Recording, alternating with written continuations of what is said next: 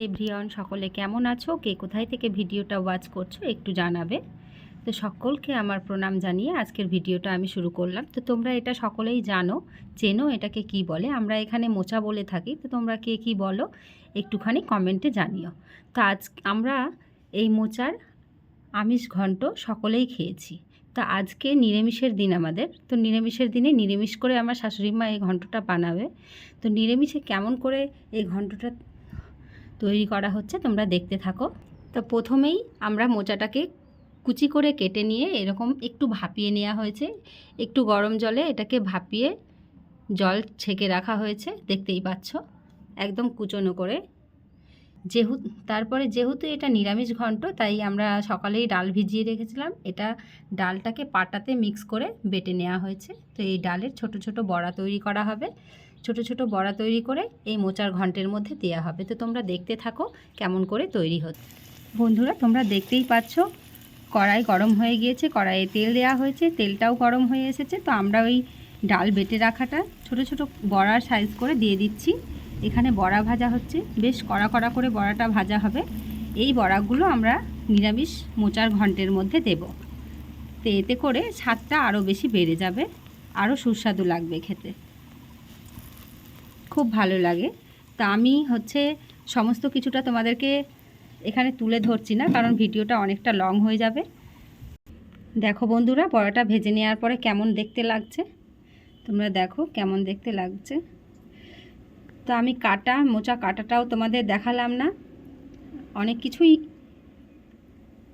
Skip করে যাচ্ছি কারণ ভিডিওটা অনেকটা লং হয়ে যাবে। হ্যালো বন্ধুরা, কড়াইটা গরম হয়ে এসেছে, এতে এবার তেল দিয়ে দেব। আমরা রান্নাতে সর্ষের তেল ব্যবহার করছি, তো তোমরা ইচ্ছে মতো সাদা তেলও ব্যবহার করতে পারো। তেলটা গরম হয়ে এসেছে, এতে আমরা তেজপাতা, একটা শুকনো লঙ্কা দিয়ে দিলাম। ফোড়নের জন্য একটুখানি 5 ফোড়ন দিয়ে দিলাম, দেখতেই পাচ্ছ। কুচিয়ে রাখা কয়েকটা কাঁচা লঙ্কা দেব, কাঁচা লঙ্কাগুলো দিয়ে দিলাম। এই চেরা লঙ্কাগুলো প্রায় ভাজা ভাজা হয়ে এসছে, এতে আমরা কুচি করে রাখা আলু দিয়ে দিচ্ছি। এই আলুটাও এর সাথে ভেজে নেব, দেখতেই পাচ্ছ। আলুটা একটু মোটা মোটা সাইজ করে রেখেছি, একটু নাড়া দিয়ে ভাজা ভাজা করে নেব। তোমরা দেখতেই পাচ্ছ আলুগুলো প্রায় ভেজেই এসছে, প্রায় ভাজা ভাজা হয়ে গিয়েছে, একটু ব্রাউন ব্রাউন হয়ে গিয়েছে। এবারে ওই যে আগেই মোচাটা আমরা একটুখানি ভাপিয়ে রেখেছিলাম, সেই মোচাটা এর মধ্যে ছেড়ে দেব। মোচাটা এর মধ্যে দিয়ে দিলাম, দেখতেই পাচ্ছ। এটা কুচি করে রেখেছিল মোচাটা, সেটাকে ভাপ দিয়ে রাখা হয়েছিল। ভাপ দিয়ে জল ছাড়িয়ে, ওই ভাপিয়ে জল ছাড়িয়ে রাখা মোচাটা আমরা এর মধ্যে দিয়ে দিলাম। এবার একটুখানি নাড়াচাড়া করে ভেজে নেব। পরিমাণ মতো হলুদ গুঁড়ো দিয়ে দিচ্ছি,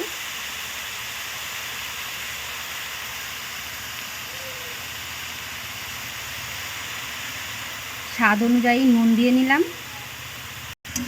এবারে নাড়াচাড়া করে আমরা এটাকে ভাজা ভাজা করব, একটুখানি ঢাকাও দিয়ে দেব, দেখতে থাকো। এটা নিরামিষ মোচার ঘন্ট। আমরা মোচার ঘন্ট তো আমিষ খেয়েই থাকি সবার বাড়িতেই, কিন্তু নিরামিষেও একটু ভালো ভালো ইচ্ছে করে পদ খাবার।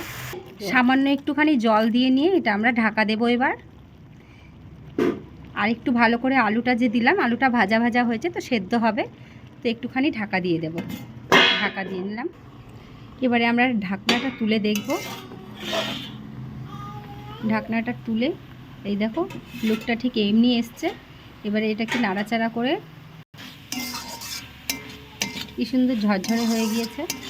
এবারে আমরা এর মধ্যে মশলাগুলো দিয়ে নেব। মশলাগুলো দিয়ে নিয়ে আবারও ভালো করে কষিয়ে নেব। মশলাগুলো দিয়ে দিচ্ছি। এটা আদা বাটা, ভাজা জিরে আর গরম মশলা একসাথে বেটে নিয়ে আমরা দিয়ে দিলাম। দেখতেই পাচ্ছ বন্ধুরা, ভাজা জিরে আর গরম মশলা একসাথে ছিল। তো এটা আমরা খানিকক্ষণ ভেজে নিয়ে কষিয়ে নেব মশলাটাকে। দেখতেই পাচ্ছি মশলাটা প্রায় কষিয়ে এসেছে। তো এর মধ্যে একটুখানি জল দিয়ে দেবো, সামান্য একটু পরিমাণে জল দিলাম। একটু নাড়াচাড়া করব। এবারে এর মধ্যে আমরা ভেজে রাখা ডালের বড়াগুলো সেগুলো ছেড়ে দেব। দেখতেই পাচ্ছ বড়াগুলো দিয়ে দিলাম। বড়াগুলোরও কালার খুব সুন্দর হয়েছে, অসাধারণ লাগছে দেখতে। তোমরা একটু কমেন্টে বলো কেমন লাগছে।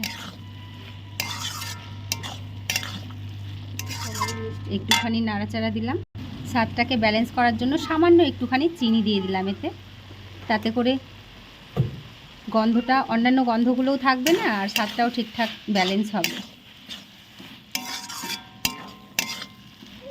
আর নিরামিষ রান্নাতে বন্ধুরা একটুখানি চিনি দিলে স্বাদটা ভালোই লাগে। আমাদের রান্না কমপ্লিট। তো এই পুরো পদটা তৈরি করতে আমাদের আধ ঘন্টারও বেশি সময় লেগেছে। সেটা আমি মাত্র 6 মিনিট তোমাদের 6 মিনিটের মধ্যে তুলে ধরার চেষ্টা করলাম। তো কেমন হয়েছে বন্ধুরা তোমরা জানিও। আর অবশ্যই এমনি করেই রান্না করে বাড়িতে খেয়ে দেখবে, ভীষণই ভালো লাগবে। নিরামিষের জন্য অনেকেই বাড়িতে নিরামিষের দিন খাবার খেতে চায় না। তো এরকম সুন্দর সুন্দর পদ যদি করে দাও তা অবশ্যই বাড়ির সবাই খেতে চাইবে, নিরামিষটাও ভালোবেসে খাবে। তো বন্ধুরা দেখতেই পাচ্ছ আমাদের মোচার ঘন্ট রেডি। বড়া দিয়ে নিরামিষ মোচার ঘন্ট। তো এটা পরিবেশনের জন্য একেবারে রেডি। তো তোমরা এরকম করে বাড়িতে করে খেয়ে দেখবে। এই পদটা হচ্ছে পুরোটাই আমার শাশুড়ি মার হাতের রান্না। তো আমার শাশুড়ি মা এই পদটা খুব সুন্দর করে, খুব ভালো লাগে আমাদের, সবাই আমরা বাড়িতে ভালোবেসে খাই। তো তোমরাও বলো এরকম করে খেয়ে দেখো কেমন লাগছে, অবশ্যই জানিও কমেন্টে।